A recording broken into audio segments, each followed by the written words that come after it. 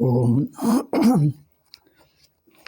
ಓಂ ಗುರುರ್ಬ್ರಹ್ಮ ಗುರುರ್ವಿಷ್ಣು ಗುರುರ್ದೇವೋ ಮಹೇಶ್ವರ ಗುರುಸ್ಸಾಕ್ಷಾತ್ ಪರಂ ಬ್ರಹ್ಮ ತಸ್ಮೈ ಶ್ರೀ ಗುರವೇ ನಮಃ.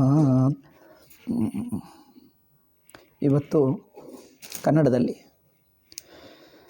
12ನೇ ದಿನಾಂಕ.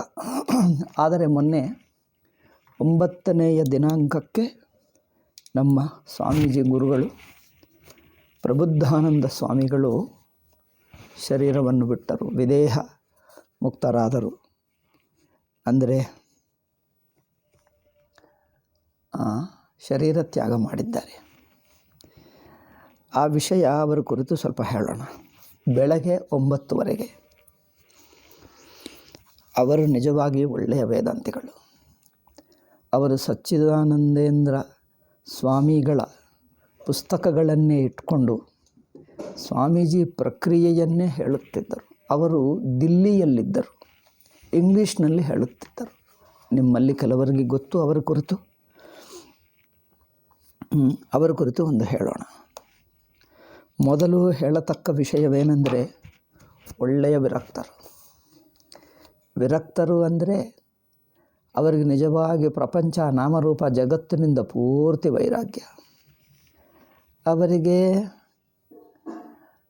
ಚಿಕ್ಕ ವಯಸ್ಸಿನಲ್ಲೇ ವೈರಾಗ್ಯ ಉಂಟಾಯಿತು. ಎಷ್ಟು ಓದಿಕೊಂಡಿದ್ದರೋ ಗೊತ್ತಿಲ್ಲ, ಸ್ವಲ್ಪ ಓದಿಕೊಂಡಿದ್ದಾರೆ. ಚಿಕ್ಕ ಅಂದರೆ ಸುಮಾರು 19-20 ವಯಸ್ಸಿಗೆ ವಿರಕ್ತರಾಗಿ ಋಷಿಕೇಶ್ ಅಂದರೆ ಎಲ್ಲರೂ ಕೇಳ್ತಾರೆ, ಋಷಿಕೇಶ್ಗೆ ಹೋದರು. ಅವರು ಹುಟ್ಟಿದ್ದು ತಿರುಪತಿ ಪ್ರದೇಶದಲ್ಲಿ, ತಿರುಪತಿ ಊರೇ. ಅವರು ತಿರುಪತಿ ಊರಿನಲ್ಲೇ ಹುಟ್ಟಿದ್ದಾರೆ. ಅವ್ರ ತಾಯಿ ತಂದೆಗೆ ಒಬ್ಬನೇ ಮಗು. ಆದರೂ ವೈರಾಗ್ಯ ಇರುವುದರಿಂದ ಅವರಲ್ಲಿಗೆ ಋಷಿಕೇಶ್ಗೆ ಹೋಗಿ ಶಿವಾನಂದ ಆಶ್ರಮ, ಅಲ್ಲಿ ಒಂದಿದೆ ಋಷಿಕೇಶ್ನಲ್ಲಿ ಶಿವಾನಂದ ಆಶ್ರಮ. ಆ ಆಶ್ರಮದಲ್ಲಿ ಸೇರಿಕೊಂಡು ಬಿಟ್ಟರು ಆಸ್ ಎ ಬ್ರಹ್ಮಚಾರಿ ಆಗಿರುವಾಗ ಅವರ ಹೆಸರು ಯಜ್ಞ ಚೈತನ್ಯ ಎಂದು ನೈಷ್ಠಿಕ ಬ್ರಹ್ಮಚರ್ಯ ದೀಕ್ಷೆ ತಗೊಂಡು ಅಲ್ಲೇ ಗುರುಗಳಿಗೆ, ಅಲ್ಲಿರುವ ಸನ್ಯಾಸಿಗಳಿಗೆ ಸೇವೆ ಮಾಡುತ್ತಾ, ಅವರು ಮಾಡಿರುವ ಎಲ್ಲೋ ಸ್ವಲ್ಪ ನಾಮಸ್ಮರಣ, ಸ್ವಲ್ಪ ಏನೋ ಹೇಳಿದ್ದು ಕೇಳುತ್ತಾ ಅಲ್ಲೇ ಇರುತ್ತಿದ್ದರು. ಒಂದು ದಿವಸ ಅವರಿಗೆ ಸ್ವಾಮಿ ದಯಾನಂದ ಆಶ್ರಮ ಅಲ್ಲೇ ಇದೆ ಋಷಿಕೇಶ್ನಲ್ಲಿ, ಸ್ವಲ್ಪ ಈ ಪಕ್ಕ, ಸ್ವಲ್ಪ ದೂರ. ಸ್ವಾಮಿ ದಯಾನಂದ ಇದ್ದಾರೆ, ವೇದಾಂತ ಚೆನ್ನಾಗಿ ಹೇಳ್ತಾರೆ ಎಂದು ಅವರು ಕೇಳಿದ್ದಾರೆ. ಆಯಿತು ಕೇಳೋಣ ಅನ್ನೋ ಒಂದು ಸಲ ಬಂದರು, ಕೇಳಿದ್ದಾರೆ, ಇಷ್ಟವಾಯಿತು. ಈಗ ಪ್ರತಿ ದಿವಸ ಬಂದು ಕೇಳುತ್ತಾನೇ ಇದ್ದರು. ಹಾಗೆ ಅವರಿಗೆ ವೇದಾಂತದ ರುಚಿ ಚೆನ್ನಾಗಿತ್ತು. ಯಾಕಂದರೆ ಸ್ವಯಂ ಅತ್ಯಂತ ಬುದ್ಧಿವಂತ, ಸೂಕ್ಷ್ಮ ಬುದ್ಧಿ ಇತ್ತು, ಒಳ್ಳೆಯ ವೈರಾಗ್ಯ ಇತ್ತು, ಗುರುಭಕ್ತಿ ಇತ್ತು. ಈಗ ಅವರು ವೇದಾಂತ ಕೇಳುತ್ತಾ ನಂತರ ಒಂದು ದಿವಸ ಸ್ವಾಮಿ ದಯಾನಂದ ಹೇಳಿದ್ದಾರೆ, ನಾನು ಬೇರೆ ಬೊಂಬೈಗೆ ಹೋಗ್ತಾ ಇದ್ದೀನಿ, ಅಲ್ಲೊಂದು ವೇದಾಂತ ಕೋರ್ಸ್ ನಡೆಯಲಿದೆ, ನೀವು ಬಾ ನನ್ನ ಜೊತೆಗೆ ಅಂದರೆ ಅವ್ರು ಹೇಳಿದ್ದಾರೆಂದು ಬಂದುಬಿಟ್ಟರು. ಬಂದು ಅಲ್ಲೇ ಪೂರ್ತಿ ವೇದಾಂತ ಕೋರ್ಸು 2.5 ವರ್ಷ ಕೇಳಿದ್ದಾರೆ. 5 ಉಪನಿಷತ್ತು ಭಾಷ್ಯಗಳು, ಭಗವದ್ಗೀತಾ, ಬ್ರಹ್ಮಸೂತ್ರದ ಚತುಸ್ಸೂತ್ರ, ಇಷ್ಟು ಮಾತ್ರ ಕೇಳಿದ್ದಾರೆ. ಅದಾದ ನಂತರ ಸ್ವಲ್ಪ ಅಲ್ಲಿ ಪ್ರವಚನಗಳು ಕೊಡುವುದಕ್ಕೆ ಬಿಟ್ಟಿದ್ದಾರೆ. ಅವರೆಲ್ಲೆಲ್ಲಿ ಹೋಗಿ ಪ್ರವಚನ ಮಾಡುತ್ತಿದ್ದರು. ಒಂದು ಸಲ ವಿಶಾಖಪಟ್ಟಣದಲ್ಲಿದ್ದರು. ತೆಲುಗು ಅವರಾಗುವುದರಿಂದ ಇಂಗ್ಲೀಷು ಮಾತಾಡ್ತಿದ್ದರು, ಸ್ವಲ್ಪ ತೆಲುಗು ಆಲ್ಸೋ. ವಿಶಾಖಪಟ್ಟಣದಲ್ಲಿರುವಾಗ ಯಾರೋ ಒಬ್ಬರು ಒಂದು ಪುಸ್ತಕ ತಂದು ಕೊಟ್ಟರು. ಈ ಪುಸ್ತಕ ನನಗೇನು ಉಪಯೋಗವಿಲ್ಲ, ತಾವು ತಗೊಂಡು ಎಂದು ಕೊಟ್ಟರು. ಆ ಪುಸ್ತಕ ನೋಡಿದ್ದರೆ ಅದು ಮೂಲಾವಿದ್ಯಾ ನಿರಾಸ, ಸಚ್ಚಿದಾನಂದೇಂದ್ರ ಸ್ವಾಮಿಗಳ ಮೂಲಾವಿದ್ಯಾ ನಿರಾಸ ಎಂಬ ಅದ್ಭುತವಾದ ಪುಸ್ತಕ. ಅದು ನೋಡಿ ಸಂಸ್ಕೃತದಲ್ಲಿತ್ತು. ಅವರು ಓದುವುದು ಮೊದಲನೆಯ ಮುದ್ರಣ, ಸಣ್ಣ ಇಷ್ಟೇ, ಅದನ್ನು ಓದುವುದು ಶುರು ಮಾಡಿದರು.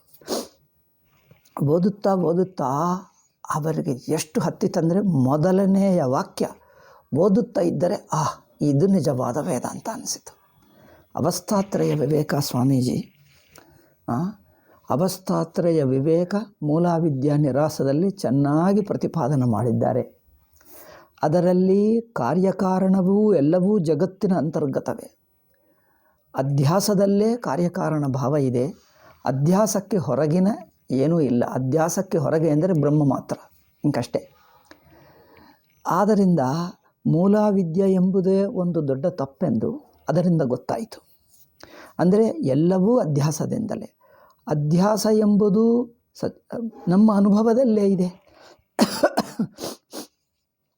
ಅಧ್ಯಾಸ ಅಂದರೆ ಒಂದು ತಪ್ಪು ತಿಳುವಳಿಕೆ, ಅಂದರೆ ಒಂದು ವೃತ್ತಿ, ಮನೋವೃತ್ತಿ ನಮ್ಮ ಎಲ್ಲರ ಅನುಭವದಲ್ಲಿದೆ. ನಾನು ದೇಹ, ನಾನಿಂದ್ರಿಯ, ನಾನು ಮನಸ್ಸುಗಳು, ನನಗೆ ಜಗತ್ತು ತೋರುತ್ತಾ ಇದೆ. ಈ ಅನುಭವ ಎಲ್ಲರಲ್ಲಿದೆ. ಇದೇ ಒಂದು ಅಧ್ಯಾಸ, ಇದೇ ತಪ್ಪು ತಿಳುವಳಿಕೆ. ಇದು ತನ್ನ ನಿಜಸ್ವರೂಪಕ್ಕಿಂತ ವಿರುದ್ಧವಾಗಿರುವ ತಿಳುವಳಿಕೆ, ತನ್ನ ಸ್ವರೂಪಕ್ಕಿಂತ ವಿರುದ್ಧವಾಗಿ ತೋರುವುದು ಇದು ಅಲ್ಲವೇ? ಅದಕ್ಕೋಸ್ಕರ ಇದನ್ನು ತಪ್ಪು ತಿಳುವಳಿಕೆ. ಒಂದು ವಸ್ತುವು, ಉದಾಹರಣೆಗೆ ಹಗ್ಗ ಇದೆ. ಹಗ್ಗವನ್ನು ತಪ್ಪಾಗಿ ತಿಳ್ಕೊಂಡರೆ ಅದು ಹಾವೇ ಆಗಲಿ, ಬೇರೆ ಯಾವುದೇ ಆಗಲಿ. ಹಗ್ಗವನ್ನು ಹಗ್ಗವಾಗಿ ತಿಳ್ಕೊಂಡರೆ ಅದು ಯಥಾರ್ಥ ಜ್ಞಾನ. ಅದನ್ನು ಅದಲ್ಲದ್ದಾಗಿ ತಿಳ್ಕೊಂಡರೆ ತಪ್ಪು ತಿಳುವಳಿಕೆ. ಈ ತಪ್ಪು ತಿಳುವಳಿಕೆ ಎಂದರೆ ನಾನು ಎಂಬ ಬುದ್ಧಿ, ಇಂದ್ರಿಯಗಳು, ಮನಸ್ಸು, ದೇಹ, ಪ್ರಪಂಚ, ಪಂಚಭೂತಗಳು, ಮಿಕ್ಕ ಮನುಷ್ಯರು, ಜನ ಎಲ್ಲವೂ ಇಡೀ ಪ್ರಪಂಚ ತೋರ್ತಾ ಇದೆ. ಏಕೆಂದರೆ ಹೇಗೆ ಕನಸಿನ ಹಾಗೆ ಒಟ್ಟು ಕನಸೇ ಒಂದು ತಪ್ಪು ತಿಳುವಳಿಕೆ. ತಪ್ಪು ತಿಳುವಳಿಕೆಯಲ್ಲಿರುವಾಗ ನಾನು ಜ್ಞಾತ, ಪ್ರಪಂಚ ಜ್ಞೇಯ ಎರಡೂ ತೋರುತ್ತದೆ ನೋಡಿ.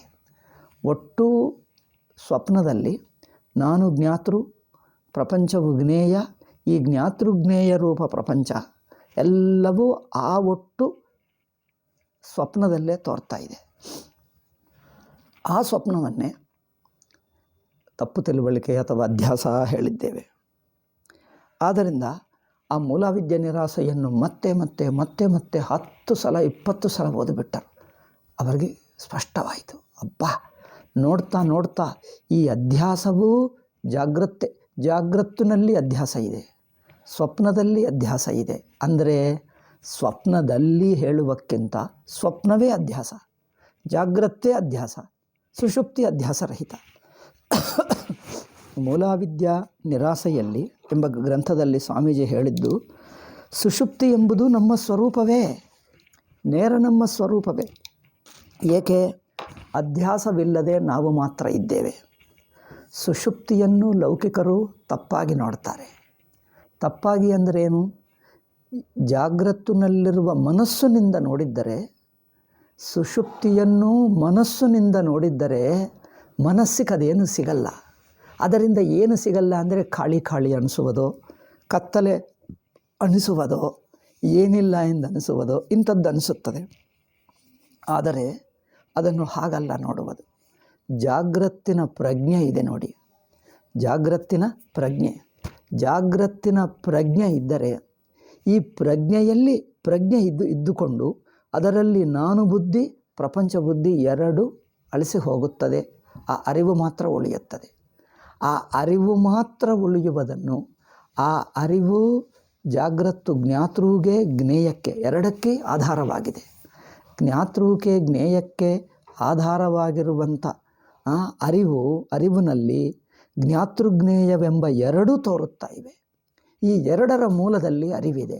ಅಂದರೆ ಜ್ಞಾತೃವಿನ ನಿಜಸ್ವರೂಪ ಅರಿವೇ, ಜ್ಞೇಯದ ನಿಜಸ್ವರೂಪ ಅರಿವೇ. ಈ ಅರಿವೇ ನಮ್ಮ ಜಾಗ್ರತ್ತಿನ ಅರಿವು ಎಂದು ಹೇಳ್ತೀವಿ. ನಾವು ಆ ಅರಿವಿನ ಕಡೆಗೆ ತಿರುಗಿ ನಾನು ಜ್ಞಾತೃವೆಂಬ ಅಭಿಮಾನ ಬಿಟ್ಟು, ದೇಹ ಇಂದ್ರಿಯ ಮನಸ್ಸುಗಳ ಅಭಿಮಾನ ಬಿಟ್ಟರೆ ಯಾನಾಗಿ ಉಳಿಯುತ್ತೇನೆ? ಅರಿವಾಗಿ. ಪ್ರಪಂಚವೆಲ್ಲ ಅಳಿಸಿ ಹೋಗುತ್ತದೆ, ತಾನು ಉಳಿಯುತ್ತಾನೆ. ಅದರಿಂದ ಸುಷುಪ್ತಿ ಅಂದರೆ ತಾನು ಮಾತ್ರ. ಸುಷುಪ್ತಿ ಅಂದರೆ ತಾನು ಮಾತ್ರ, ಅರಿವು ಮಾತ್ರ. ಮಿಕ್ಕ ಪ್ರಪಂಚವನ್ನೆಲ್ಲ ಬಿಟ್ಟು ಈಗ ಏನು ಬಿಡಕ್ಕಾಗದೆ ಸ್ವಯಂ ಉಳಿಯುತ್ತದೋ ಅದು ಮಾತ್ರ ಸುಷುಪ್ತಿ. ಸುಷುಪ್ತಿ ಅಂದರೆ ನಾವು ಇನ್ನೊಂದು ಕಡೆ ಹೋಗುವುದು ಅಲ್ಲ. ಏಕೆ? ಅದು ಕಾಲರಹಿತ ಅವಸ್ಥೆ. ಸುಷುಪ್ತಿ ಎಂಬುದು ಕಾಲರಹಿತ ಸ್ವರೂಪ. ಅದನ್ನು ಅವಸ್ಥೆಯಾಗಿ ನೋಡುವುದೂ ಉಂಟು, ಬಟ್ ಅದು ಕಲ್ಪಿತ ದೃಷ್ಟಿ. ಜಾಗ್ರದೃಷ್ಟಿಯ ನೋಡಿದ್ದಾಗ ಸುಷುಪ್ತಿ ಒಂದು ಅವಸ್ಥೆಯಾಗಿ ತೋರುತ್ತದೆ. ಅಂದರೆ ತಾತ್ಕಾಲಿಕವಾಗಿದೆ ಎಂಬುದು, ಏನಿಲ್ಲ ಎಂಬುದು ಹೀಗೆ ಅನಿಸುತ್ತದೆ. ಆ ಅನಿಸಿಕೆಯನ್ನೇ ಅವಸ್ಥೆ ಹೇಳ್ತೀವಿ. ಆದರೆ ಸುಷುಪ್ತಿ ಅನುಭವ ದೃಷ್ಟಿಯ ನೋಡಿದ್ದರೆ, ಸುಷುಪ್ತಿಯನ್ನು ಸುಷುಪ್ತಿಯನ್ನು ಸುಷುಪ್ತಿ ಅನುಭವ ದೃಷ್ಟಿಯ ನೋಡಿದ್ದರೆ, ಅಂದರೆ ಸುಷುಪ್ತಿಯಲ್ಲಿ ತಾನು ಹೇಗಿದ್ದಾನೋ ಹಾಗೆ, ಸುಷುಪ್ತಿಯಲ್ಲಿ ತಾನು ಹೇಗಿದ್ದಾನೋ ಹಾಗೆ ನೋಡಿದ್ದರೆ ತನಗಿಂತ ಮಿಕ್ಕದೆಲ್ಲ ಬಿಟ್ಟು ತಾನು ಮಾತ್ರ ಉಳಿಯುತ್ತಾನೆ. ಆ ತಾನೆಂಬುದು ಯಾವಾಗ? ಎಂದಿಗೂ ಇದ್ದಾನೆ. ಅದರಿಂದ ಸುಷುಪ್ತಿ ಎಂಬುದು ಒಂದು ಪ್ರತ್ಯೇಕ ಅವಸ್ಥೆ ಅಲ್ಲ, ಅದು ತಾನೇ, ತನ್ನ ಸ್ವರೂಪವೇ. ಇದನ್ನು ಚೆನ್ನಾಗಿ ತಿಳ್ಕೊಂಡರು ಪ್ರಬುದ್ಧಾನಂದ ಸ್ವಾಮೀಜಿ. ಸುಷುಪ್ತಿ ಸ್ವರೂಪ, ಅವಸ್ಥೆಗಳು ಹೇಗೆ? ಅವಸ್ಥೆಗಳು ಎಲ್ಲವೂ ಆತ್ಮಸ್ವರೂಪದಲ್ಲಿ ಅಧ್ಯಸ್ಥ, ಇದು ತಿಳ್ಕೊಂಡರು. ಅವರೇನು ಹೇಳಿದಂದರೆ, ಸಚ್ಚಿದಾನಂದ ಸ್ವಾಮೀಜಿ ಭಾಷ್ಯಕಾರರು ಹೇಳಿದ್ದೆ, ಅವರು ಹೇಳುವುದೇನೆಂದರೆ, ನಾನು ಅವರಿಂದ ಕಲಿತುಕೊಂಡೆ, ಅದಕ್ಕೋಸ್ಕರ ಇದೆಲ್ಲ ಹೇಳ್ತಾ ಇದ್ದೆ. ನಾನು ಋಷಿಕೇಶನಲ್ಲಿದ್ದೆ, ಕೆಲವು ದಿವಸ ಒಂದು ಆಶ್ರಮದಲ್ಲಿರುತ್ತಿದ್ದೆ. ನನಗೂ ಗೊತ್ತಿದ್ದ ಮೂಲವಿದ್ಯಾ ಪ್ರಕ್ರಿಯೆಯನ್ನೇ ಕಲಿತುಕೊಂಡೇ ಹೇಳುತ್ತಿದ್ದೆ. ಅವರೊಂದು ಸಲ ಅಲ್ಲಿಗೆ ಬಂದರು. ಒಂದು ವಾರ ದಿವಸ ನಮಗೆ ನೈಷ್ಕರ್ಮ ಸಿದ್ಧಿಯ ಉಪೋದ್ಘಾತ ವಾರ ದಿವಸ ಹೇಳಿದ್ದಾರೆ. ನೈಷ್ಕರ್ಮ ಸಿದ್ಧಿಯ ಉಪೋದ್ಘಾತ ವಾರ ದಿವಸ ಹೇಳಿದ್ದಾರೆ. ಅಷ್ಟರಿಂದಲೇ ಅವರಿಗೆ ನನಗೆ ಸ್ಪಷ್ಟವಾಯಿತು, ಅಪ್ಪ, ಅವರು ದೇಶಕಾಲವೂ ಪ್ರಪಂಚ ಈ ಎರಡು ಬಿಡಿಯಲ್ಲ. ನಾವು ಸಾಮಾನ್ಯವಾಗಿ ಪದಾರ್ಥಗಳು ದೇಶಕಾಲದಲ್ಲಿರುತ್ತವೆ ಅಂದ್ಕೊಂಡಿದ್ದೀವಿ. ದೇಶ, ಕಾಲ, ಪದಾರ್ಥ, ಜ್ಞಾತೃ, ಜ್ಞೇಯ, ಈ ಮೂರು ಒಂದೇ. ದೇಶ, ಕಾಲ, ಜ್ಞಾತೃ, ಜ್ಞೇಯ, ಈ ನಾಲ್ಕು ಸೇರಿಕೊಂಡು ಒಂದೇ ವಸ್ತು. ಇದು ಒಟ್ಟು ತೋರುತ್ತದೆ, ಒಟ್ಟು ತನ್ನಲ್ಲಿ, ಅದು ಬಿಟ್ಟು ತಾನಿರುತ್ತಾನೆ. ಇದು ನೋಡಬೇಕು. ಇದು ತುಂಬ ಚೆನ್ನಾಗಿ ಹೇಳಿದ್ದರು. ಅವಿದ್ಯೆ ಅಂದರೆ ಕೇವಲ ತಪ್ಪು ತಿಳುವಳಿಕೆ ಎಂದು, ಸುಷುಪ್ತಿ ಅಂದರೆ ತಪ್ಪು ತಿಳುವಳಿಕೆ ಬಿಟ್ಟು ತಾನು ಮಾತ್ರ ಸ್ವತಃ ಸಿದ್ಧ ಇರುವುದು ಎಂದು. ಅದು ತಿಳ್ಕೊಂಡ ನಂತರ ಈಗ ನನಗೆ ಇದು ಭಾಷ್ಯದಲ್ಲಿ ಮೂಲವಿದ್ಯೆ ಇರಲಿಲ್ಲವಾ ಏನು? ಬಟ್ ನಮಗೆ ಎಲ್ಲರೂ ಗುರುಗಳು ಹೇಳ್ತಾರಲ್ಲ, ಎಲ್ಲ ಪಂಡಿತರು, ಎಲ್ಲ ವಿದ್ವಾಂಸರು ಮೂಲವಿದ್ಯೆ ಇದೆ ಎಂದೇ ಹೇಳುತ್ತಾರೆ. మరి ಭಾಷ್ಯದಲ್ಲಿ ಇಲ್ಲದಿದ್ದರೆ ಅವರು ಹೇಳುತ್ತಿದ್ದರಾ ಎಂದು ನನಗೆ ಸಂದೇಹ ಬಂತು.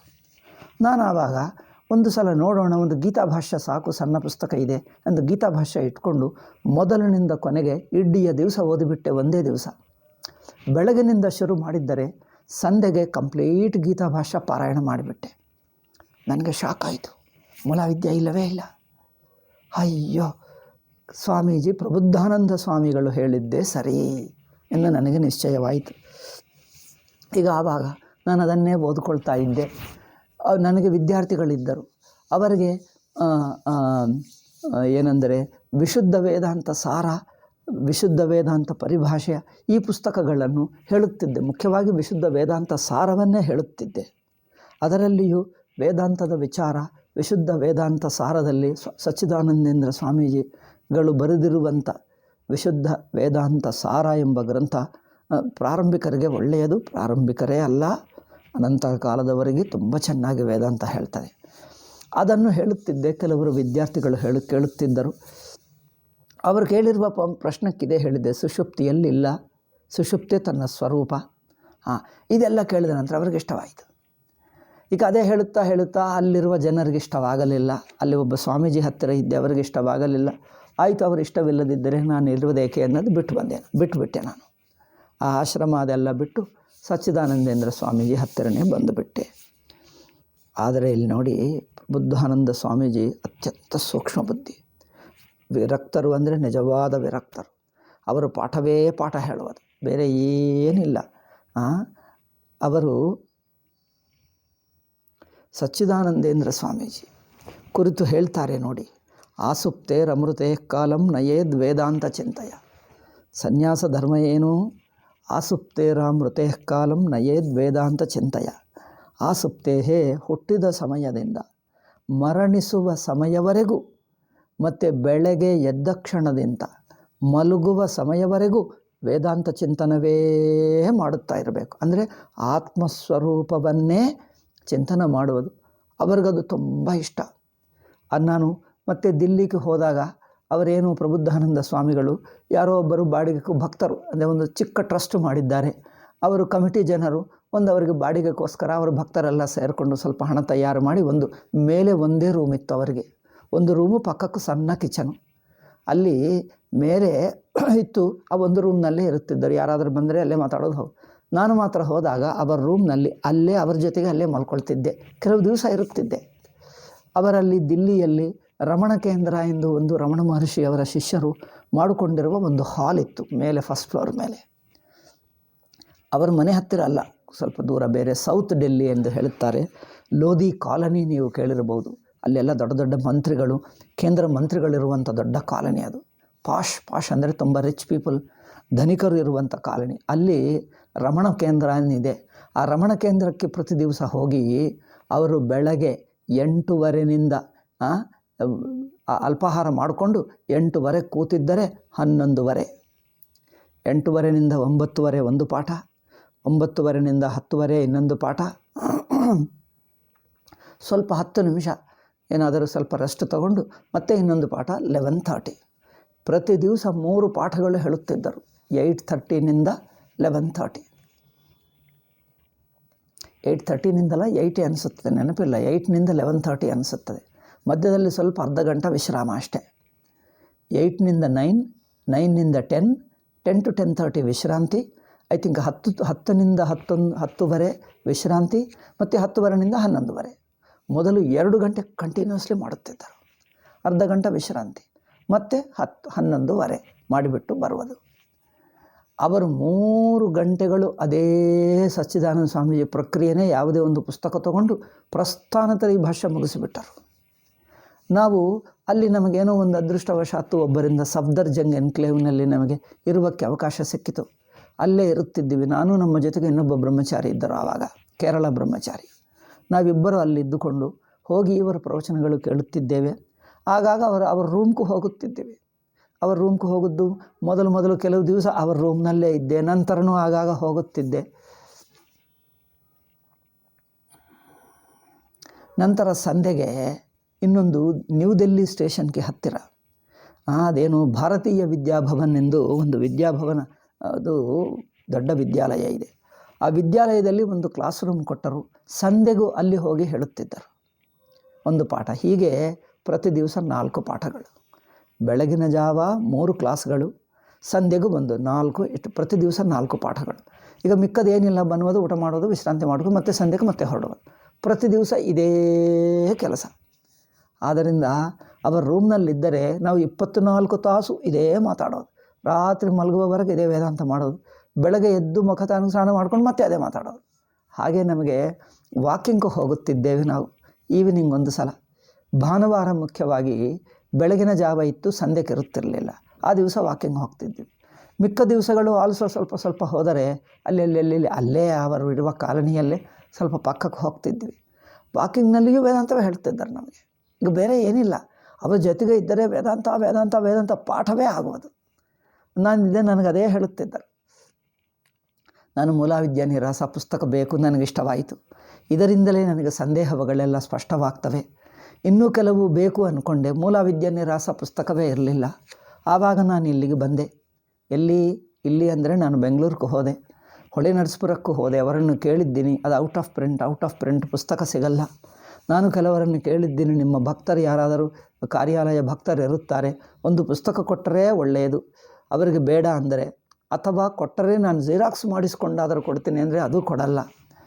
ಈಗ ನಾನು ಹೊಳೆ ನರಸೀಪುರ, ಇದು 1986ನಲ್ಲಿ, 1986ನಲ್ಲಿ ಬೆಂಗಳೂರು ಹೊಳೆ ನರಸೀಪುರ ತಿರುಗಿ ಪುಸ್ತಕ ಸಿಗಲ್ಲ, ನಿರಾಶೆ ಆಗಿ ಅಲ್ಲೇ ವಾಪಸ್ ಹೋದೆ. ದಿಲ್ಲಿಗೆ ಅಂದರೆ ಋಷಿಕೇಶ್ನಲ್ಲಿರುತ್ತಿದ್ದೆ, ದಿಲ್ಲಿಗೆ ಬರುತ್ತಿದ್ದೆ ಆಗಾಗ. ಆವಾಗ ಅವರನ್ನು ಕೇಳಿದರೆ ನನಗಿಲ್ಲ ಅಂದರೆ, ಕೊನೆಗೆ ಅವರ ಪುಸ್ತಕ ತಗೊಂಡು ನಾನೀಗ ಕೈಯಲ್ಲಿ ಬರ್ಕೊಳ್ಳುವುದೇ ಒಳ್ಳೆಯದು ಎಂದು ಶುರು ಮಾಡಿಬಿಟ್ಟೆ. ಮೂಲವಿದ್ಯಾ ನಿರಾಸೆಯನ್ನು ಕೈಯಲ್ಲಿ ಬರ್ಕೊಳ್ಳುವುದೇ ಶುರು ಮಾಡಿಬಿಟ್ಟೆ. ಈಗ ಯಾವಾಗ ಆಗ್ತದೆ, ಎಷ್ಟು ದಪ್ಪ ಪುಸ್ತಕ ಆಯಿತು, ಎಷ್ಟಾದರೆ ಅಷ್ಟು ಕಷ್ಟಪಟ್ಟು ಒಂದು 5-6 ದಿವಸ, ವಾರ ದಿವಸ ಅಲ್ಲೇ ಇದ್ದೆ. ಪ್ರತಿ ದಿವಸ ಸ್ವಲ್ಪ ಬರೆದು ಒಂದು 5 ದಿವಸಕ್ಕೆ ಮೊದಲನೇ ಅಧ್ಯಾಯ ಮುಗಿಸಿಬಿಟ್ಟೆ. 2ನೇ ಅಧ್ಯಾಯ ಶುರು ಮಾಡಿಬಿಟ್ಟೆ. ಸ್ವಾಮೀಜಿ ಅರ್ಥ ಮಾಡಿಕೊಂಡರು, ಪ್ರಬುದ್ಧಾನಂದ ಸ್ವಾಮೀಜಿ. ಈ ಮೂಲವಿದ್ಯಾ ನಿರಾಸ ಪುಸ್ತಕ ಇವರಿಗೆ ಇಷ್ಟ, ಇದು ಬೇಕು ಎಂದು. ಆ ಪುಸ್ತಕನೂ ತುಂಬ ಹರಿದು ಹೋಗುವ ಸ್ಥಿತಿಗೆ ಬಂತು. ತುಂಬ ಹಳೆ ಪುಸ್ತಕ, ಪುನರ್ಮುದ್ರಣ ಇಲ್ಲ, ಏನು ಮಾಡೋದು? ಅಲ್ಲಿ ಹೋಗಿ ಅವರು ವಾಪಸ್ ಜಿರಾಕ್ಸ್ ಮಾಡಿಸ್ಕೊಟ್ಟು ನನಗೊಂದು ಜಿರಾಕ್ಸ್ ಕೊಟ್ಟರು. ಆವಾಗ ನನಗೆ ಎಷ್ಟು ಆನಂದವಾಯಿತು. ಈಗ ಅದನ್ನು ಹೋಗಿ ಋಷಿಕೇಶ್ಗೆ ಹೋಗಿ ಅದನ್ನೇ ಓದುತ್ತಿದ್ದೆ. ಈಗ ನನಗೆ ಆವಾಗ ಸಂಸ್ಕೃತವು ಇತ್ತು, ಬಟ್ ಅಷ್ಟು ಇಲ್ಲ. ಕೆಲವು ಕಡೆ ಅರ್ಥವಾಗ್ತಿರಲಿಲ್ಲ. ಎಷ್ಟು ಅರ್ಥವಾಗ್ತದೋ ಅಷ್ಟು ಓದಿಕೊಳ್ಳುವುದು. ನಮ್ಮ ಬ್ರಹ್ಮಚಾರಿಗೆ ಅಲ್ಲಿಗೂ ಇದೆ. ಈಗಿದ್ದೀವಿ ನೋಡಿ, ಚಳಿಗಾಲ, ಭಯಂಕರ ಚಳಿಗಾಲ. ಹಾಗೆ ಚಳಿಗಾಲ ಇತ್ತು. ಅಲ್ಲೇ ಕೂತ್ಕೊಂಡು ಓಪನ್ ಪ್ಲೇಸ್ನಲ್ಲಿ ಸ್ವಲ್ಪ ಕ್ಯಾಂಪ್ ಫೈರ್, ರಾತ್ರಿಗೆ ಒಂದು ವಾಚ್ಮೆನ್ ಒಂದು ಬೆಂಕಿ ಮಾಡ್ಕೊಳ್ತಿದ್ದಾರೆ. ಆ ಬೆಂಕಿ ಹತ್ತಿರ ಕೂತ್ಕೊಳ್ಳುವುದು, ಅಲ್ಲಿ ಬಿಸಿಲಿನಲ್ಲಿ ಕೂತ್ಕೊಳ್ಳು ಇದೇ ಮೂಲವಿದ್ಯೆ ನಿರಾಸನೆ ನಾನು ಓದುವುದು, ಅವರಿಗೆ ಹೇಳುವುದು ಇಂಗ್ಲೀಷ್ನಲ್ಲಿ. ಅವರು ಕೇಳುತ್ತಿದ್ದರು ಬ್ರಹ್ಮಚಾರಿ, ಇದು ಚೆನ್ನಾಗಿದೆ, ಇದು ಚೆನ್ನಾಗಿದೆ. ಹಾಗೆ 2ನೇ ಅಧ್ಯಾಯ ತುಂಬ 2ನೇ ಅಧ್ಯಾಯವೆಲ್ಲ ಹೇಳಿಬಿಟ್ಟೆ. ಅಷ್ಟರಲ್ಲೇ ಈಗ ಆಯಿತು. ಆ ಆಶ್ರಮ ಬಿಟ್ಟು ನಾನು ದಿಲ್ಲಿಗೆ ಪೂರ್ತಿ ಬಂದುಬಿಟ್ಟೆ. ದಿಲ್ಲಿಯಲ್ಲೇ 6 ತಿಂಗಳಿದ್ದೆ ನಾನು. ಅವರ ಪಾಠವನ್ನೆಲ್ಲ ಕೇಳುತ್ತಿದ್ದೆ. ಅವರು ಪ್ರಬುದ್ಧಾನಂದ ಹೇಳುವುದರಲ್ಲಿ ನೋಡಿ, ಆತ್ಮಾನುಭವ ಎಲ್ಲರಿಗೂ ಮೊದಲೇ ಇದೆ, ಅದು ಮುಖ್ಯ. ಅನುಭವದಲ್ಲಿ ಅವಿದ್ಯ ತೋರ್ತಾ ಇದೆ, ಅನುಭವದಲ್ಲೇ ಪ್ರತ್ಯಯ ತೋರ್ತಾ ಇದೆ. ನೋಡಿ, ಅರಿವು ಅನ್ನುವುದು ನಮ್ಮ ಅನುಭವ. ಅರಿವಿನ ಅನುಭವ ಎಲ್ಲರಿಗಿದೆ. ಅರಿವಿನ ಅನುಭವದಲ್ಲಿ ನಾನೆಂಬ ಪ್ರತ್ಯಯ ತೋರ್ತಾ ಇದೆ, ಅಂತಃಕರಣ ತೋರ್ತಾ ಇದೆ, ಇಂದ್ರಿಯಗಳು ತೋರ್ತಾ ಇವೆ, ದೇಹವು ತೋರ್ತಾ ಇದೆ, ಪ್ರಪಂಚ ಇದೆಲ್ಲ ಎಲ್ಲಿ ತೋರ್ತದೆ? ಅರಿವಿನಲ್ಲಿ. ಅದರಿಂದ ಮೊದಲು ಅರಿವಿಟ್ಕೋ. ಅರಿವಿನಲ್ಲಿ ತೋರುವುದೆಲ್ಲ ತಪ್ಪು ತಿಳುವಳಿಕೆ.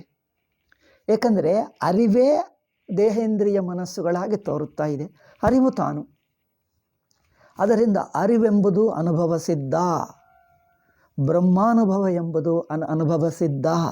ಅರಿವೆಂದು ಇಟ್ಟುಕೊಂಡು ಆ ಅರಿವಿನಲ್ಲಿ ನಾನು ಪ್ರತ್ಯಯ ತೋರ್ತಾ ಇದೆ, ಅರಿವಿನಲ್ಲೇ ಇಡೀ ಮನಸ್ಸು ತೋರ್ತಾ ಇದೆ, ಆ ಮನಸ್ಸಿನಲ್ಲಿ ಇಂದ್ರಿಯಗಳು, ಮನಸ್ಸಿನಲ್ಲಿ ದೇಹ, ಆ ಅರಿವಿನಲ್ಲೇ ಪಂಚಭೂತಗಳು, ಸಮಾಜ, ಪ್ರಪಂಚ, ಪರ್ವತಗಳು, ನದಿಗಳು, ಭೂಮಿ, ಸೂರ್ಯ, ಚಂದ್ರ, ನಕ್ಷತ್ರ, ಇಡೀ ಅವಸ್ಥೆ ಅಂದರೆ ಇಡೀ ಜಗತ್ತು ಅರಿವಿನಲ್ಲೇ ತೋರುವುದು.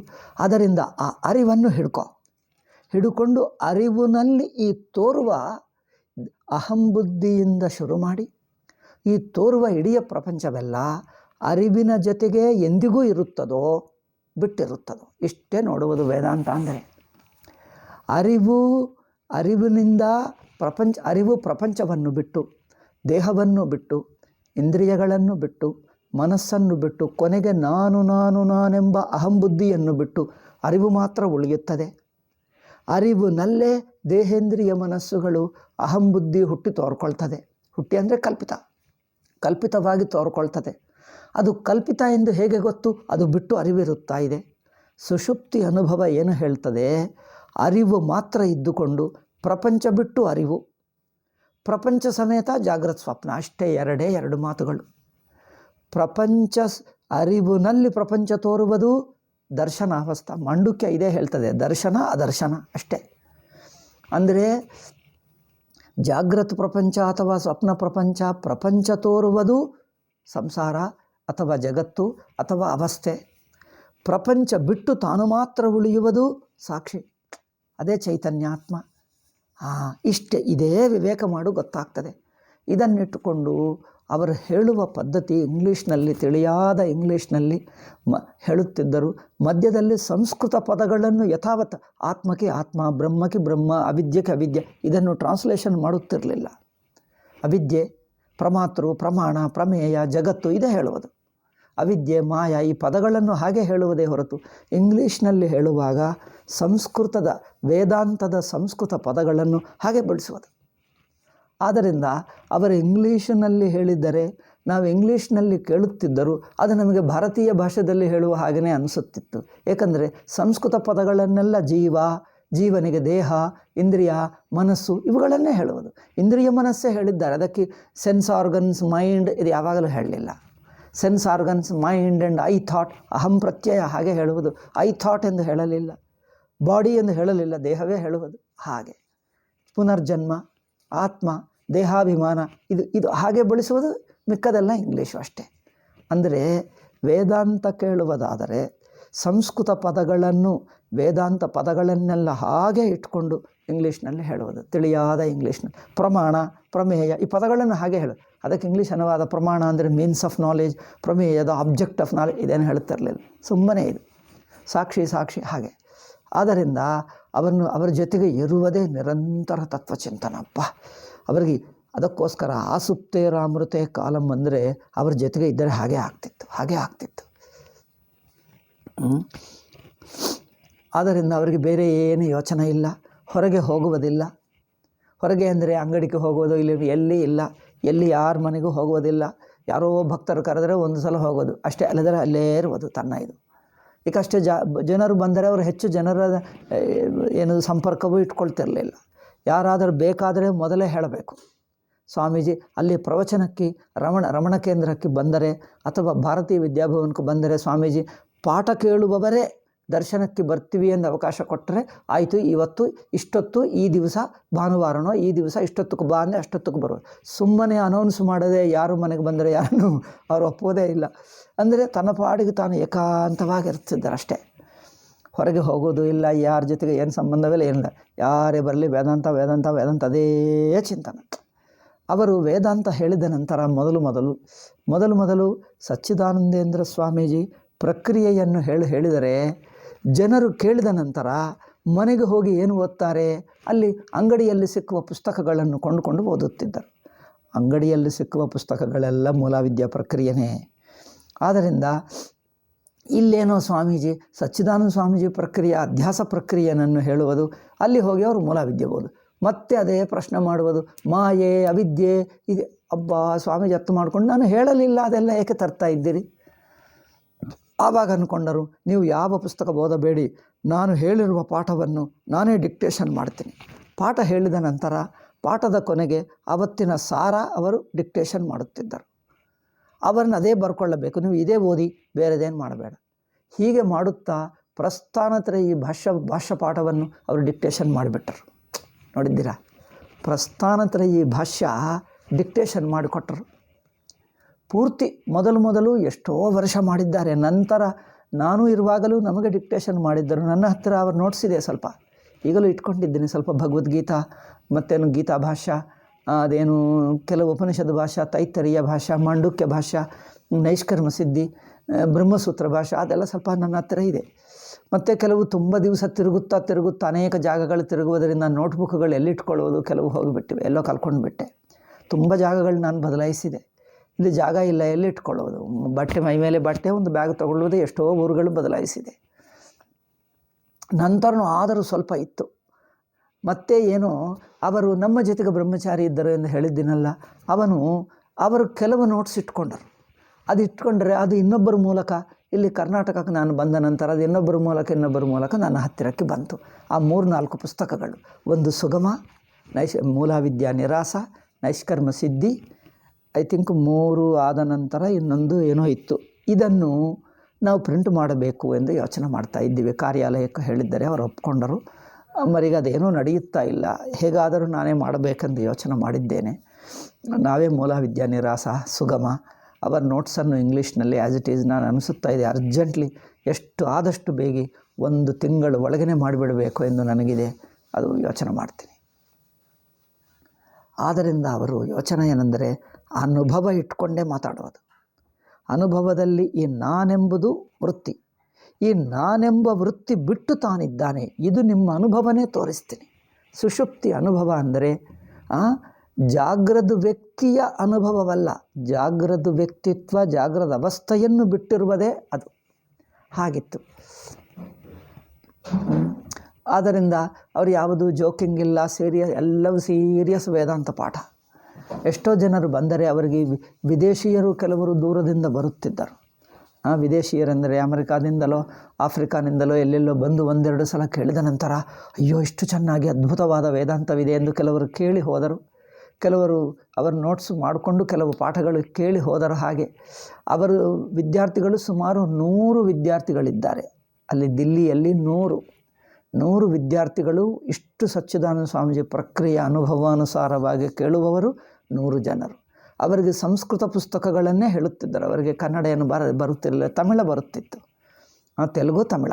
ತಿರುಪತಿ ಆಗುವುದರಿಂದ ತಮಿಳನೂ ಬರುತ್ತದೆ. ತೆಲುಗು ಐತೆ ಮಾತೃಭಾಷೆ. ಅದರಿಂದ ಅದು ಅವರು ಇಂಗ್ಲೀಷ್ನಲ್ಲೇ ಹೇಳುತ್ತಿದ್ದರು. ಅವರ ನೋಟ್ಸ್ ಡಿಕ್ಟೇಷನು ಈಗಲೂ ನಂತರ ಮಾಡಲಿಲ್ಲ. ಓಲ್ಡ್ ವಿದ್ಯಾರ್ಥಿಗಳ ಹತ್ತಿರ ಕೆಲವು ಇದೆ. ಅವರ ನೋಟ್ಸನ್ನು ತನ್ನ ವಿದ್ಯಾರ್ಥಿಗಳು ಕೆಲವರು ಇಂಗ್ಲೆಂಡ್ಗೆ, ಅಮೆರಿಕಾಕ್ಕೆ ಅಲ್ಲೆಲ್ಲೋ ಹೋಗಿ ಯಾರಿಗೋ ಕೊಟ್ಟುಬಿಟ್ಟರು. ಅದರಿಂದ ಹೋಲ್ ಪ್ರಪಂಚಕ್ಕೆ ಅಂದರೆ ಎಷ್ಟೋ ಜನರಿಗೆ ಪ್ರಪಂಚದಲ್ಲಿ ಕೆಲವರಿಗೆ ಗೊತ್ತಾಯಿತು. ಆದರೆ ಅವರಿಗೆ ನಾನು ಹೇಳಿದ್ದೀನಿ, ಸ್ವಾಮೀಜಿ ಇದು ಒಳ್ಳೆಯ ನೋಟ್ಸ್ ಇದೆ, ಇದನ್ನು ಪ್ರಿಂಟ್ ಆಗಬೇಕು ಅಂದರೆ ಅವ್ರಿಗೆ ಏನು ಇಂಟ್ರೆಸ್ಟ್ ಇಲ್ಲ, ಪಾಠ ಹೇಳೋದು ಬಿಟ್ಬಿಡೋದು ಅಷ್ಟೇ. ಅವ್ರಿಗೆ ಯಾವುದೂ ರುಚಿ ಇಲ್ಲ. ಅವರಿಗೊಂದು ಸಂಸ್ಥೆ ಸ್ಥಾಪಿಸಬೇಕು, ಒಂದು ಆಶ್ರಮ ಕಟ್ಟಬೇಕು ಯೋಚನೆ ಇಲ್ಲ. ಅಲ್ಲಿ ಕೆಲವು ದಿವಸ ಅದೇನು ಈ ರೂಮ್ಗೆ ಬರುವುದು, ಋಷಿಕೇಶ್ಗೆ ಹೋದರೆ ಒಂದು ಆಶ್ರಮ ಇತ್ತು ಬೇರೆಯವರ ಆಶ್ರಮದಲ್ಲಿರುವುದು, ಉತ್ತರ ಕಾಶಿ ಹೋದರೆ ಬೇರೆ ಆಶ್ರಮದಲ್ಲಿರುವುದು ಅಷ್ಟೇ, ಇನ್ನೊಬ್ಬರ ಆಶ್ರಮದಲ್ಲಿರುವುದು, ಹೀಗೆ ಇರುವುದು, ಕಾಲ ಕಳೆಯುವುದು ಅಷ್ಟೇ ಹೊರತು ತನಗೋಸ್ಕರ ಒಂದು ಆಶ್ರಮ ಕಟ್ಟಿಸ್ಕೊಂಡಿಲ್ಲ, ತನಗೋಸ್ಕರ ಆಸ್ತಿ ಮಾಡಿಕೊಂಡಿಲ್ಲ, ಏನಿಲ್ಲ. ಸುಮ್ಮನೆ ಕೊನೆಗೆ ಅವರಿಗೆ ಯಾವುದೇ ಒಂದು ಅನಾರೋಗ್ಯ ಸಮಯದಲ್ಲಿ ಯಾವುದೋ ಈ ಇಂಗ್ಲೀಷ್ ಔಷಧಿಗಳು ಅತಿಯಾಗಿ ಕೊಟ್ಟರು. ಆ ಇಂಗ್ಲೀಷ್ ಔಷಧಿಗಳಿಂದ ಅವರಿಗೆ ಏನದು ಪಾರ್ಕಿನ್ಸನ್ ಎಂದು ಬಂದುಬಿಟ್ಟಿತು. ಅದರಿಂದ ಪ್ರವಚನ ಮಾಡೋಕ್ಕಾಗುತ್ತಿರಲಿಲ್ಲ. ಅದು ಬಾಯಿ ಮಾತು ಹೇಳಿದ್ದರೆ 1 ನಿಮಿಷ 2 ನಿಮಿಷಕ್ಕೆ ಬಾಯಿ ಆಗುತ್ತಿತ್ತು, ಶಬ್ದ ಬರುತ್ತಿರಲಿಲ್ಲ. ಆಯಿತು ನಿಲ್ಲಿಸಿಬಿಟ್ರು. 2-3 ನಿಮಿಷ ಮಾಡಿ ನಿಲ್ಲಿಸಿಬಿಡುವುದು. ಹಾಗೆ ಇದಿರುವುದರಿಂದ ಅಲ್ಲಿ ಹೋಗಿ ಋಷಿಕೇಶ್ನಲ್ಲಿ ಇರುತ್ತಿದ್ದರು. ಆಗಾಗ ತಿಂಗಳಿಗೊಂದು ಸಲ ದಿಲ್ಲಿಗೆ ಬರುವುದು, ಏನಾದರೂ ಡಾಕ್ಟರ್ಗೆ ತೋರಿಸಿ ಔಷಧಿಗಳು ತಗೊಳ್ಳುವುದು, ಅದು ಮಾಡುತ್ತಿದ್ದರು ಅಷ್ಟೇ. ಈಗ ಮೊನ್ನೆ ಬಂತು ಏನೆಂದರೆ ಈ 9ನೇ ದಿನಾಂಕ ಜನವರಿ 9 ಜನವರಿಗೆ ಅವರಿಗೇನು ಸುಮ್ಮನೆ ಏನೂ ಇಲ್ಲ, ಸ್ವಲ್ಪ ಅನೀಸಿ ಆಯಿತು ಅಷ್ಟೇ, ಶರೀರ ಬಿಟ್ಟರು. ಬೇರೆ ಏನಾಗಲಿಲ್ಲ, ವಿಶೇಷವೇನು ರೋಗ ಇಲ್ಲ, ಏನಾಗಲಿಲ್ಲ, ಸುಮ್ಮನೆ ಶರೀರ ಬಿಟ್ಟರು. ಆದ್ದರಿಂದ ಸ್ವಲ್ಪ 4-6 ದಿವಸ ಸರಿಯಾಗಿಲ್ಲ, ಬೆಡ್ ಮೇಲೇ ಇದ್ದಿದ್ದು 1 ದಿವಸ ಜಸ್ಟ್ ಬಿಟ್ಟರು ಅಷ್ಟೇ. ಆದ್ದರಿಂದ ಅವರಿಗೆ ಹೇಗೆ ಜೀವನ್ಮುಕ್ತರೆಂದರೆ ದೇಹವು ಪ್ರಪಂಚವು ಏನಿರಲಿಲ್ಲ, ತಾನು ಬ್ರಹ್ಮ ಮಾತ್ರ. ಅವರು ಹಾಗೆ ಇರುತ್ತಿದ್ದರು. ದೇಹವು ಮಾತಾಡ್ತಾ ಇದ್ದರೆ, ಕೆಲಸ ಮಾಡ್ತಾ ಇದ್ದರೆ ದೇಹವಿಲ್ಲದಂತೆಯೇ ಅವರು ಹಾಗೆ ಮಾತಾಡುವುದು, ಹಾಗೆ ಇರುವುದು.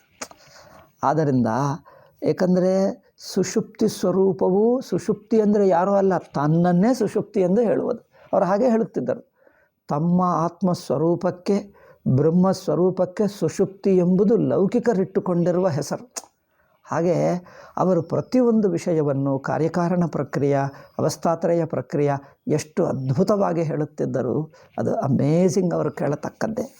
ಅವರ ನೋಟ್ಸ್ ಈಗಲೂ ಸ್ವಲ್ಪ ಸಿಕ್ಕಿದೆ. ನಾಗಪ್ರಸಾದ್ ಎಂದೊಬ್ಬವರು ಅಲ್ಲಿ ಅವರು ದಿಲ್ಲಿ ಅವರ ಸ್ವಾಮೀಜಿ ಪ್ರಬುದ್ಧಾನಂದ ಸ್ವಾಮೀಜಿ ವಿದ್ಯಾರ್ಥಿಗಳ ಜೊತೆಗೆ ಸಂಪರ್ಕ ಬಿಟ್ಕೊಂಡಾಗ ಅವರು ಯಾರೋ ಎಲ್ಲ ಅವರ ಕ್ಯಾಸೆಟ್ಗಳು ಅವರು ರೆಕಾರ್ಡ್ ಮಾಡಿಕೊಂಡಿದ್ದೆಲ್ಲ ಅವರಿಗೆ ಕೊಟ್ಟುಬಿಟ್ಟರು. ನಾಗಪ್ರಸಾದ್ ಎನ್ನುವರೊಬ್ಬರು ಕನ್ನಡಿಗರೇ ಇಲ್ಲಿ ಬೆಂಗಳೂರಿನಲ್ಲಿ ಇರ್ತಾರೆ. ಅವರ ಮೂಲಕ ನಮಗೆ ಇನ್ನೂ ಕೆಲವು ಸಿಕ್ಕಿವೆ. ಅದರಿಂದ ಅವರ ಅದ್ಭುತ ಪ್ರವಚನ ಅವರು ಕೇಳುತ್ತಾ ಇದ್ದರೆ ನಮ್ಮ ಕಾರ್ಯಾಲಯದಲ್ಲಿ ಆಗಲಿ, ನಮ್ಮ ಕಾರ್ಯಾಲಯ ವಿದ್ಯಾರ್ಥಿಗಳು ಕೆಲವರು ಕೇಳಿ ಒಂದು ಅರ್ಧ ಗಂಟೆ ಕೇಳಿ ಹೇಳಿದ್ರಪ್ಪ ಎಷ್ಟು ಅದ್ಭುತವಾಗಿದೆ, ಹೇಳ್ತಾ ಇದ್ದರೆ ನಿಮ್ಮ ಬ್ರಹ್ಮ ಸ್ವರೂಪವೇ ತೋರಿಸಿಬಿಡ್ತಾರೆ. ಅವರದ್ದು ಅಷ್ಟು ಅದ್ಭುತವಾದ ಉಪದೇಶ ಇದೆ. ಒಂದು ಎಲ್ಲರೂ ಇಷ್ಟಪಟ್ಕೊಂಡರು. ಎಷ್ಟೋ ಜನರು ಕೇಳುತ್ತಾ ಇದ್ದಾರೆ. ನೋಡಿ, ಶರೀರವು ತೋರ್ತದೆ ಬಿಡುತ್ತದೆ. ಕನಸು ಬಿಟ್ಟರೆ ಅಲ್ಲೇನಿದೆಯಾ? ಸುಮ್ಮನೆ ತೋರ್ತದೆ ಬಿಡುತ್ತದೆ, ಅದಕ್ಕೇನರ್ಥ ಇಲ್ಲ. ನೋಡಿ, ಬೆಟ್ಟಗಳು ಬದಲಾಯಿಸ್ತವೆ, ನದಿಗಳು ಬದಲಾಯಿಸ್ತವೆ, ಮನುಷ್ಯರು ಹುಟ್ಟುತ್ತಾರೆ, ಇದ್ದರು ಹೋಗಿಬಿಡ್ತಾರೆ ಅಷ್ಟೇ, ಏನಿಲ್ಲ. ಹೋದಾಗ ಏನಾಗ್ತದೆ? ಏನೂ ಆಗಲಿಲ್ಲ, ಸುಮ್ಮನೆ ನ್ಯಾಚುರಲ್, ಅದು ಸಹಜವಾಗಿದೆ. ಆದ್ದರಿಂದ ಪ್ರಪಂಚ ಎನ್ನುವುದು ಸುಮ್ಮನೆ ತೋರಿಕೆ ಬಿಡುವುದು, ಏನಿಲ್ಲ, ಬದಲಾಯಿಸುತ್ತದೆ. ಯಾವುದನ್ನು ನಾವು ಜೀವನದಲ್ಲಿ ಕಲಿಯತಕ್ಕದ್ದೇನೆಂದರೆ ಯಾವುದೂ ಹಿಡ್ಕೊಳ್ಳಬೇಡ. ದೇಹೇಂದ್ರಿಯ ಮನಸ್ಸುಗಳ ಅಭಿಮಾನದಿಂದ ಆಸಕ್ತಿ ಇಟ್ಕೊಂಡು, ಮೋಹ ಇಟ್ಕೊಂಡು, ನನಗಿದೇ ಬೇಕು, ಈ ಸುಖವೇ ಬೇಕು, ಈ ಭೋಗವೇ ಬೇಕು, ಈ ವಸ್ತುಗಳೇ ಹೀಗೆ ನಡೆಯಬೇಕು ಎಂಬ ಆಗ್ರಹದಿಂದ ಸಂಸಾರವೆಲ್ಲ ಆಗುತ್ತೆ. ಕಲಿಯತಕ್ಕದ್ದೆಲ್ಲ ಏನೆಂದರೆ ಮೊದಲು ಹೊರಗಿನ ವಸ್ತುಗಳು, ಘಟನೆಗಳು, ವ್ಯಕ್ತಿಗಳ ಮೇಲೆ ಮೋಹ, ಆಸಕ್ತಿ, ಆಗ್ರಹ ಬಿಡು. ಸ್ವಲ್ಪ ದೇಹ ಮಾತ್ರ ಇರುತ್ತದೆ. ವಿಚಾರ ಮಾಡಿದ್ದರೆ ದೇಹವು ತಾನಲ್ಲ ಎಂದು ಗೊತ್ತಾಗಿಬಿಡ್ತದೆ. ಅದಷ್ಟು ಗೊತ್ತಾಗಬೇಕು. ಅಂಥ ಅದ್ಭುತವಾದ ವಿಚಾರ ಮಾಡಿದಾಗ, ಈಗ ಇನ್ನೊಂದು ವಿಷಯ ಲಾಸ್ಟ್ಗೊಂದು ಹೇಳ್ತೀನಿ. ಜನರು ತಿಳ್ಕೊಳ್ತಾರೆ ತತ್ವಜ್ಞಾನಿ ಅಂದರೆ ಏನೋ ಒಂದು ಜನರು ದೊಡ್ಡ ಆಶ್ರಮ ಮಾಡಬೇಕು, ಇಂಟರ್ನ್ಯಾಷನಲ್ಲಿ ಪ್ರಸಿದ್ಧವಾಗಬೇಕು ಪ್ರಪಂಚ ಮಟ್ಟದಲ್ಲಿ. ಅದೇನಿಲ್ಲ. ಎಷ್ಟೋ ಜ್ಞಾನಿಗಳು ಅಜ್ಞಾತವಾಗಿ ಗುಹೆಯಲ್ಲಿದ್ದುಕೊಂಡು ಸಾಮಾನ್ಯ ಮನುಷ್ಯರಾಗಿ ಯಾರಿಗೂ ಗೊತ್ತಿಲ್ಲದೆ ಎಲ್ಲೋ ಇದ್ದು ಬಿಟ್ಟರು. ಬಹವೋ ಜ್ಞಾನ ತಪಸಾ ಪೂತ ಮದ್ಭಾವಮಾಗತಾ. ಭಗವದ್ಗೀತೆ ಹೇಳ್ತದೆ, ಈ ಸೃಷ್ಟಿಯಲ್ಲಿ ಎಷ್ಟೋ ತತ್ವಜ್ಞಾನಿಗಳು. ಜ್ಞಾನಿ ಅಂದರೆ ಏನೋ ಸ್ಟೇಟಸ್ ಅಲ್ಲ, ಅದೇನೋ ಪದವಿ ಅಲ್ಲ, ಅಧಿಕಾರವಲ್ಲ, ಏನಲ್ಲ, ಎಲ್ಲ ಬಿಟ್ಟು ತಾನು ಮಾತ್ರ ಉಳಿಯುವುದಷ್ಟೇ. ಆದ್ದರಿಂದ ಶುಕ ಮಹರ್ಷಿ ಇದೆ ನೋಡಿ. ಶುಕ ಮಹರ್ಷಿ ತತ್ವಜ್ಞಾನಿ ಎಂದು ಎಲ್ಲರಿಗೂ ಗೊತ್ತು. ಆದರೆ ಶುಕ ಮಹರ್ಷಿ ಗುರುತು ಯಾರಿಗೆ ಗೊತ್ತು? ಎಷ್ಟು ಜನರಿಗೆ ಗೊತ್ತು? ಅವರು ಬಟ್ಟೆನೂ ಹಾಕ್ಕೊಳ್ತಿರಲಿಲ್ಲ, ಕೌಪೀನದಲ್ಲಿ ತಿರುಗುತ್ತಿದ್ದರು, ಚಿಕ್ಕ ವಯಸ್ಸು, ತತ್ವಜ್ಞಾನಿ. ಒಂದು ಕಡೆ 15 ನಿಮಿಷ 20 ನಿಮಿಷಕ್ಕಿಂತ ಹೆಚ್ಚಿಲ್ಲ, ಮತ್ತೆ ಇನ್ನೊಂದು ಕಡೆ ಹೋಗೋದು, ಇನ್ನೊಂದು ಸುಮ್ಮನೆ ತಿರುಗುತ್ತಾ ಇದ್ದರೆ ಕಾಡೇನೋ ಭೂಮಿಯೇನೋ ಏನು ಗೊತ್ತಿಲ್ಲ, ಯಾವ ಬೋರೋ ಎಲ್ಲೋ ತಿರುಗಬಹುದು. ಅದರಿಂದ ಶುಕ ಮಹರ್ಷಿ ತತ್ವಜ್ಞಾನಿ ಆಗಿದ್ದರೂ ಅವರ ಕುರಿತು ಯಾರಿಗೂ ಗೊತ್ತಿರಲಿಲ್ಲ. ಒಂದೇ ಒಂದು ಘಟನೆ, ಅವರು ಪರೀಕ್ಷಿತ್ತು ಹತ್ತಿರ ಬಂದು ಭಾಗವತ ಹೇಳಿದ್ದಾರೆ. ಆ ಒಂದು ಘಟನೆಯಿಂದ ವ್ಯಾಸ ಭಗವಾನರು ಅದು ಬರೆದಿಡುವುದರಿಂದ ಶುಕ ಮಹರ್ಷಿ ಇಷ್ಟು ತತ್ವಜ್ಞಾನಿಯ ಎಂದು ಗೊತ್ತಾಗ್ತದೆ. ಇಲ್ಲದಿದ್ದರೆ ಯಾರಿಗೆ ಗೊತ್ತೇ ಆಗ್ತಿರಲಿಲ್ಲ. ಆದ್ದರಿಂದ ತತ್ವಜ್ಞಾನಿಗಳು ಅಂದರೆ ತುಂಬ ದೊಡ್ಡವರು ಏನೋ ಆಗಬೇಕು ಅಂಥದ್ದೇನಿಲ್ಲ. ಎಷ್ಟು ಅಯ್ಯೋ ಲೈಟ್ ಹೋಯಿತು. ಆಯ್ತು, ಇವತ್ತು ಮುಗಿಸ್ತೀನಿ ನಾನು. ಲೈಟ್ ಹೋಯಿತು, ಪರವಾಗಿಲ್ಲ, ಇವತ್ತು ಮುಗಿಸ್ತೀನಿ. ಬೇರೆ ಮತ್ತೆ ಲೈಟ್ ಬಂದಾಗ ಇನ್ನೊಂದು ಪ್ರವಚನ ಮಾಡ್ತೀನಿ. ಓಂ ಶಾಂತಿ ಶಾಂತಿ ಶಾಂತಿ. ಹರಿ ಓಂ ಶ್ರೀ ಗುರುಭ್ಯೋ ನಮಃ. ಹರಿ ಓಂ ತತ್ಸತ್.